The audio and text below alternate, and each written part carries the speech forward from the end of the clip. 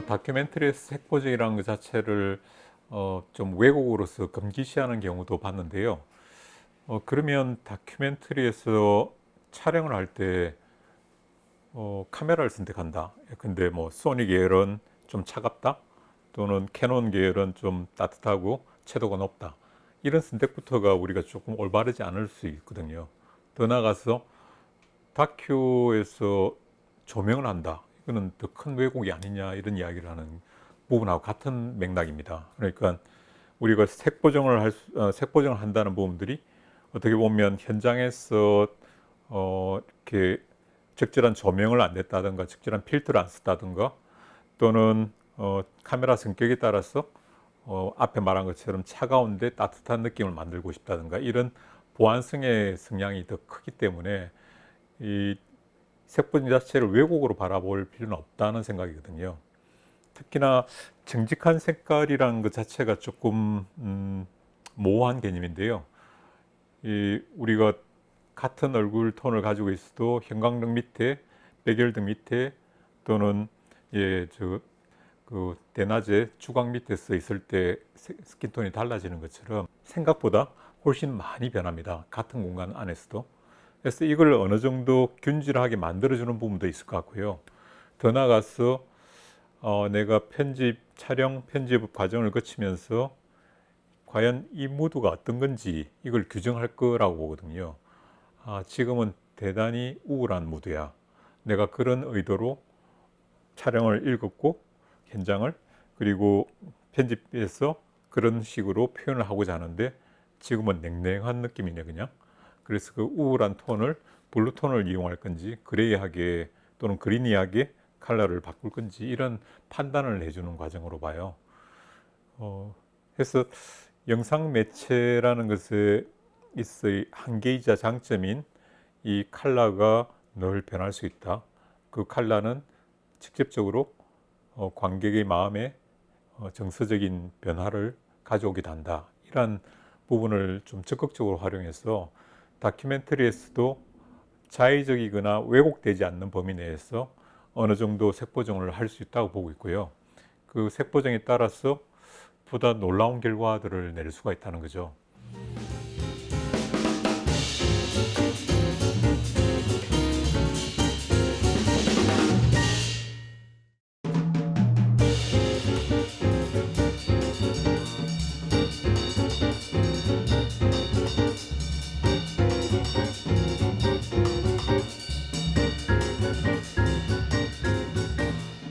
컬러의 성질을 하나로 규정하기가 좀 쉽지는 않습니다.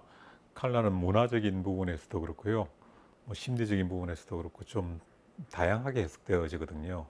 예를 들면 핑크 이렇게 했을 때 우리는 특정한 색깔을 조금 활용도를 생각하는데, 예컨대 소녀 취향이다라든지 이런 식도 있는데요. 어떤 교도소에서는 감방 안에 다 그 핑크빛으로 발라놓은 데도 있습니다. 왜냐하면 임상적으로 핑크빛이 그 마음을 되게 좀 조용하게 정서적으로 가라앉히는, 폭력성을 많이 가라앉힌다는 거죠.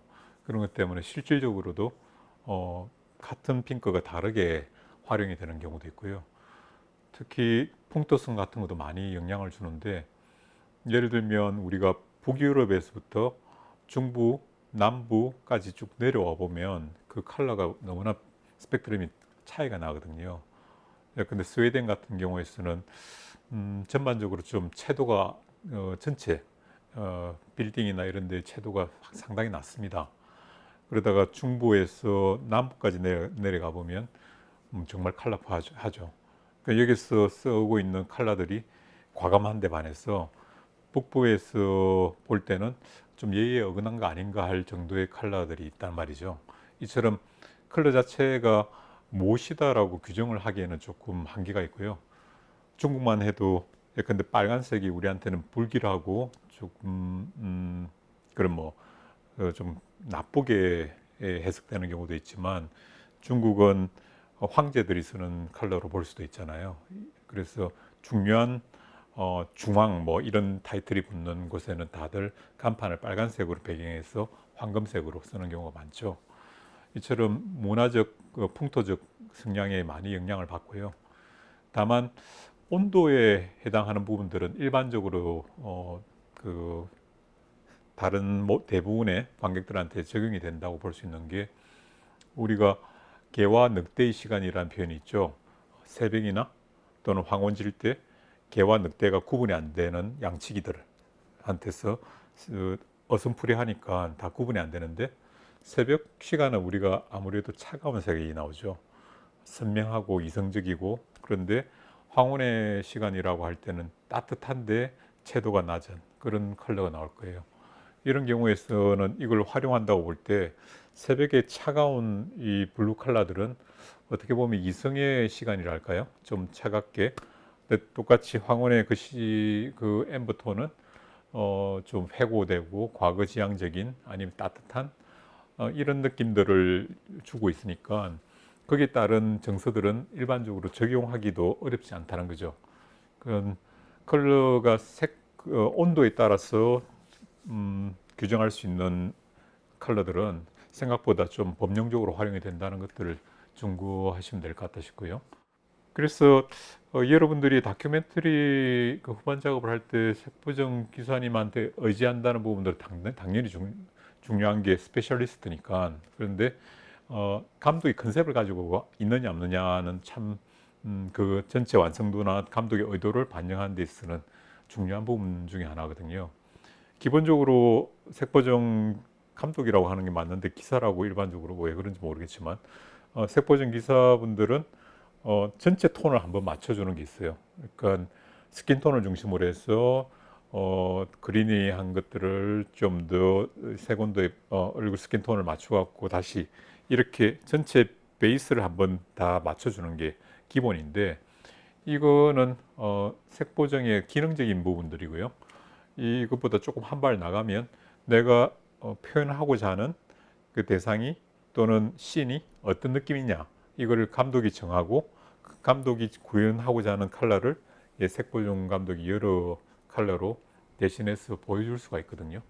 그렇다면 내가 영화 전체에서 가지고 싶은 색깔이, 색온도가 있을 거고요. 또 씬 바이 씬도 있을 거고요. 시퀀스별로도 있을 거라고 봐요. 이러한 부분들을 큐시트로 작성하기에 앞서서 자기가 먼저 규정을 해야 돼요. 나는 여기서 느끼고자 했던, 내가 편집하면서 촬영하면서 느끼고자 했던 감정이 뭔지, 또 관객들한테 어떻게 전달될 때 효과적일지를 먼저 규정을 한 뒤에 컬러를 찾는 게 낫겠죠. 여기가 차갑다, 어둡다, 두렵다, 이런 감정들이 다 씬 바이 씬으로 나올 겁니다. 그 감정들을 조금 미세하더라도 그걸 규정을 해내는 게 전반적으로 어떤 컨셉으로 가야 될지를 결정해 주는데 중요한 부분이거든요.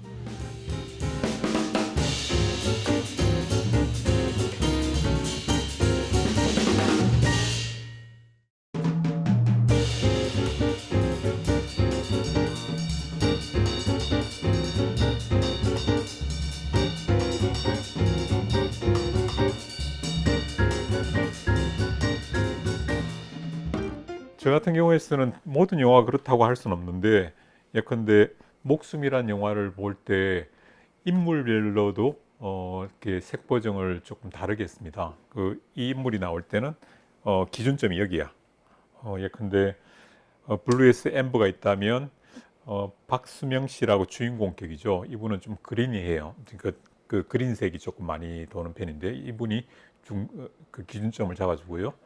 이거보다 조금 슬프게 임종을 맞이했던 분은 좀 더 차갑게, 이거보다 따뜻한 분, 제일 따뜻한 분, 이렇게 해서 네 분의 스펙트럼이 컬러가 조금씩 틀리거든요. 이렇게 접근을 한다든가, 프롤로그에서 나왔던 임종이 있고요. 그리고 중간에 김정자님이라고 이렇게 좀 급하게 임종을 하신 분, 또 그 박진호님이라고 마지막에 따뜻하게 임종하신 분, 이게 똑같은 임종실이라는 곳에서 촬영이 됐는데 불구하고 세 분의 컬러가 완전히 틀리게 나오거든요. 가장 차가운, 가장 중간, 그리고 따뜻한, 이렇게 해서 그 인물이나 또는 플롯상에서 위치하고 있는 씬의 위치에 따라서 컬러들이 완전히 다르게 구현될 수 있다는 것들을 보면 우리가 색보정도 마치 플로팅을 하듯이 어느 정도 계획이 필요하다는 거죠. 여기서 기준점이 여기인데 어디가 바텀이고 어디가 탑인지 이런 걸 정한 뒤에 이 범위 내에서 우리가 갔으면 좋겠어요 하고 컬러 톤을 전체적으로 보여주고 여기서 여기까지만 왔다 갔다 했으면 좋겠어요. 구현해보면 어떨까요? 한 샷, 한 샷, 한 샷. 예컨대 제일 탑에 있다는 그 컨셉의 컬러를 했을 때, 이거는 다큐멘터리인데 C까지 올라오는 거는 너무 한가하고요. 한 6 정도 잡아주실 수 있을까요? 좀 더 낮추고 제일 바텀에 있는 것을 좀 더 올리고 해서 다큐멘터리에서 요구될 수 있는 어떤 관용도 이런 걸 정한 뒤에 이 범주 내에서 이 시는 이 컬러로, 이 시는 이 컬러로 이렇게 좀 지정을 해서 컨셉을 정해주면 이렇게 색보정 기사들은 훨씬 더 우리가 상상한 것보다 훨씬 더 멋지게 구현을 해준다는 거죠. 제가 목숨에서 조금 만족스럽게 생각하는 몇 가지 포인트들이 있는데요. 박진호 님이 임종을 하고 나서 이제 앰뷸런스에 실려 가는 장면인데 그때 신임업 촬영 감독이 대단히 멋지게 앰뷸런스에 있어 그 후미등, 빨간 후미등이 켜져 있는데 그게 다들 도열에 있는 분들의 얼굴에 다 묻어서 빨간 톤으로 천천히 멀어지는 이런 느낌을 촬영을 해줬었는데요. 그걸 처음에 소스를 봤을 때 그냥 빨간색이죠. 그 후미등이란 게 그냥 뭐랄까 좀 차가운 빨간색이랄까요? 그런 느낌인데 이거는 따뜻한 배웅을 하는 느낌이었으면 좋겠다. 그래서 따뜻한 빨간색으로 아주 온화한 빨간색으로 바뀌었으면 좋겠어 라고 좀 부탁을 했고 따뜻한 배웅으로 그 얼굴에 다 묻어서 따뜻한 온기 안에서 천천히 멀어지니까 결국은 어두워져서 실루엣으로 딱 바뀌는 그런 장면이었는데요. 예를 들면 김정자님이 중간에 임종을 하시는데 이분이 떠나시기 전에 이벤트를 해요. 작은 이벤트를 당신이 오랫동안 돈을 모아서 겨우 집을 마련했는데 마련하자마자 한 달 만에 발병을 하셔갖고 집을 제대로 못 보고 떠나시는데 그 집에서 생일 파티를 하는 거였거든요. 그때 비포 앤 애프터를 이렇게 갔는데 갑작스럽게 이분이 앰뷸런스에 실려서 어디를 가고 있습니다. 그때 갈 때는 심전도계부터 해서 긴급한 상황, 마치 임종을 할 것처럼 그렇게 방향을 잡고 쭉 차갑게 갔다가 스프라이즈 하면서 따뜻한 환대를 받거든요. 생일 파티를 하고 자원봉사자부터 해서 신부님들까지 다들 박수를 치고 이렇게 한 뒤에 이제 마지막 돌아가는 터널로 들어올 때는 좀 따뜻한 느낌으로. 그러니까 당신이 지금까지 조금 어둡게 차갑게 있다가 스프라이즈로 온도차로 확 바꿔서 다시 돌아가실 때는 따뜻하게 이런 느낌을 표현을 했었거든요.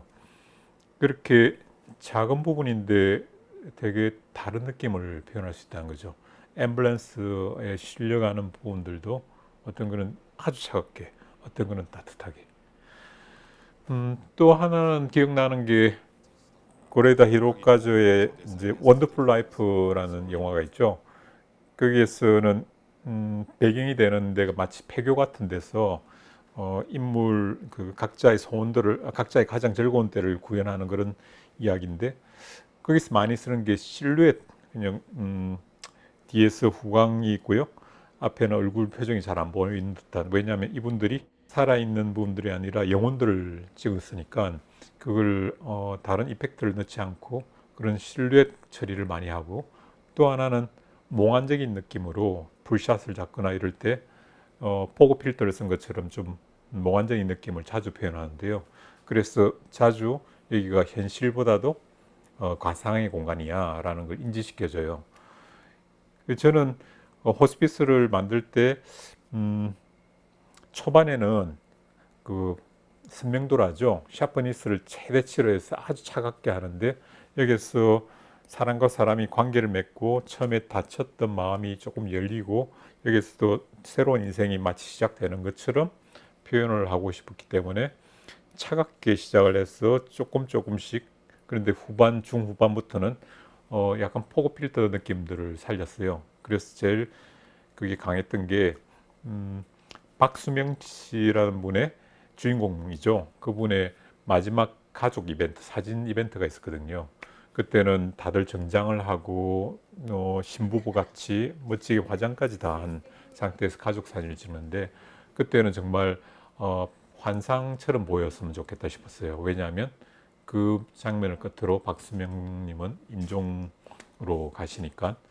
그래서 원더풀 라이프에서 표현한 것처럼 좀 포고 필터를 쓴 것 같은 이펙트를 주고 저 채도 부분을 상당히 적게 하고 그러면서 전반적으로 앰버 톤을 가장 높였던, 그러니까 탑이었죠. 앰버 톤이 가장 강한 지점을 해서 닫고 또 다르게 임종으로 바로 마주할 때 그때는 언제는 코발트 블루. 코발트 블루의 장점은 그냥 블루보다 좀 따뜻한 편이죠. 강한 데 반해서. 그래서 이분이 멋진 사진을 찍고 이벤트를 끝낸 뒤에 바로 마주하는 것은 호스피스 병원의 벤치, 거기서 눈이 내리는 장면인데 뒤로 눈이 이제 고속 촬영으로 올라가는 느낌이었거든요. 그게 초반에도 눈이 내리는 장면이 있는데 거기는 되게 차가운 블루를 썼어요. 여기서는 좀 따뜻한 블루로 우리의 선입견이 여기서부터 시작해서 여기로 끝난다는 비포 앤 애프터를 좀 비교해주기 위해서 강하게 썼던 기억이 나고요. 또 그 스테파너라고 신학생분이 나와요. 이분은 주조연으로서 당신의 실존, 생존, 특히 나아가 성직자로서 자기 갈림길에 있는 분인데 이분의 경우에서는 앞에 세 분의 어떤 컬러 톤을 정한 뒤에 이분이 블루에서 앰버로 가는 것은 옳지 않다고 생각을 했기 때문에 어둡게 시작을 했어요. 그냥 스킨 톤을 똑같이 맞추고 이분의 시인들은 다 좀 어두운 데서 점점 밝기와 콘트라스트가 점점 찾아가는, 그러니까 모하고 안개처럼 그레이한 그런 느낌에서 뒤로 가면서 선명하게 자기 정체성을 찾는 식으로 그 명암과 컨트라스트만 조정을 해서 갔던 것 같아요. 왜냐하면 이분이 단독 시퀀스를 잡아내기는 어렵고 하지만 자기 고민을 정확하게 알고 있는 분이기 때문에 이분은 컬러보다도 명암과 컨트라스트로 해결했던 것 같습니다. 이처럼 생각보다 할 일이 많습니다. 색보정 단계만 하더라도 색보정 감독만큼이나 이렇게 강하게 우리가 집중하지 못하겠지만 감독은 컨셉의 결정자거든요. 어떤 컨셉이야라는 것을 정확하게 지시를 해줘야지 그걸 여러 다양한 어떤 결과물로 표현을 할 수가 있는데 질문은 당연히 할 수 있는 것 같아요. 내가 하는 게 그렇게 느껴져요? 라고 할 수는 있겠지만 내가 컨셉을 모른다고 하면 곤란한 거죠. 감독은 내가 구현하고자 하는 톤, 무드 이런 것을 정확하게 지시를 할 수 있어야 돼요. 그걸 자기가 모른다면 참고 영화를 보든 아니면 복기를 해서 내가 편집 당시나 또는 촬영 당시에 또는 내가 표현하고자 하는 느낌이 뭔지 이걸 자기 자신한테 자문해서 정확히 답을 내야지만 그걸 가지고 방향을 제시할 수가 있거든요. 그러니까 여러분들 피해야 될 게 퉁쳐서 그냥 한 씬, 한 시퀀스 다 이렇게 문질러 주세요라는 부분들이 조금 좀 플랫해진다 할까요? 좀 밋밋해지는 느낌 이렇게 되기 때문에 조금 더 심려를 기울여서 접근할 필요가 있습니다. 이때가 우리가 모니터 때도 잘 모르지만 결국 시사회 때 보면 낯이 되게 뜨겁거든요. 아, 왜 저걸 저렇게 했을까? 특히 형광등 아래서 이렇게 푸르고 그린색이 많이 나오는 이런 톤으로 그냥 이렇게 내세웠을 때 주인공의 감정이 저게 아닌데 저 그냥 민낯처럼 보이는 이 느낌, 그런 느낌들을 아마 많이 느낄 것 같은데요. 그 전에 우리가 집중을 좀 해야 된다는 거죠. 다 이 단계가 대단히 지쳐 있는 단계이긴 하겠지만 그때가 최종적으로 내 이야기를 최대한 업그레이드 시킬 수 있는 단계로 보고 좀 노력을 경주해야 되는 것 같습니다.